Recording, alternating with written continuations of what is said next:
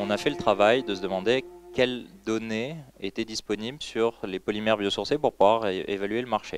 Et on s'est rendu compte que principalement on avait des données sur la production, les capacités de production, même pas sur la production effective, capacité de production installée dans le monde. Alors si on regarde les plastiques dans un premier temps, on voit qu'aujourd'hui les plastiques représentent à peu près biosourcés représentent à peu près 2 millions de tonnes en capacité de production. C'est 0,5% de tous les plastiques produits annuellement, 300 millions de tonnes à peu près dans le monde. Et on voit par contre sur le graphique qui est en dessous que les plastiques biosourcés connaissent une croissance depuis plusieurs années et on pense que cela va s'accélérer dans les prochaines années, lié à plusieurs facteurs. Le premier, ce que vous voyez en vert, c'est des plastiques qui sont biosourcés mais non biodégradables. Et là, ça va être un marché qui va être très fortement tiré par des stratégies d'industriels qui veulent marketer leurs produits créer de la valeur ajoutée marketing à partir de ces plastiques et réduire leur impact environnemental des produits qu'ils fabriquent. Typiquement le PET, ici qu'on voit un PET biosourcé qu'on voit apparaître en vert. Et puis sur la partie jaune, orange, des développements qui sont plus au fil de l'eau, mais qui quand même s'accentuent avec notamment des politiques publiques qui favorisent ce type de plastique et qui vont les favoriser dans le futur. Après la production, si on regarde maintenant la consommation sur le marché français.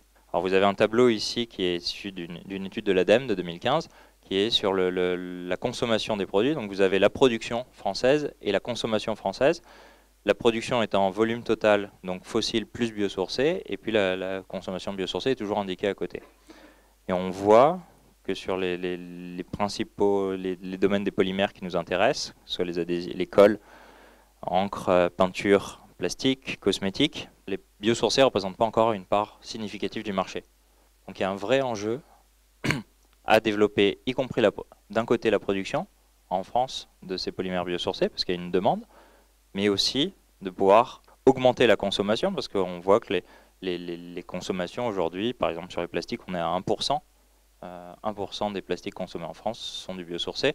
On a besoin, nous ce qu'on dit dans le secteur de l'emballage, mais c'est partagé dans les secteurs de l'automobile ou d'autres, ou des équipements, c'est qu'on a besoin de matières premières complémentaires. Donc on sait qu'on ne remplacera pas toutes les matières fossiles par du biosourcé, on a besoin de recycler aussi, mais 1% de biosourcé, c'est pas acceptable et nous on a besoin de pouvoir diversifier, d'avoir des matières qu'on peut utiliser en beaucoup plus grand nombre pour pouvoir avoir différentes alternatives, apporter différentes fonctions aux produits.